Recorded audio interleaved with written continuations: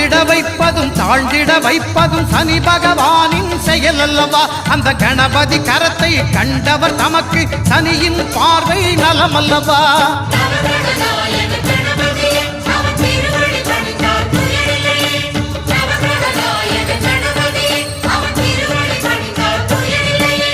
ஒன்பது கோளும் ஒன்றாய் காண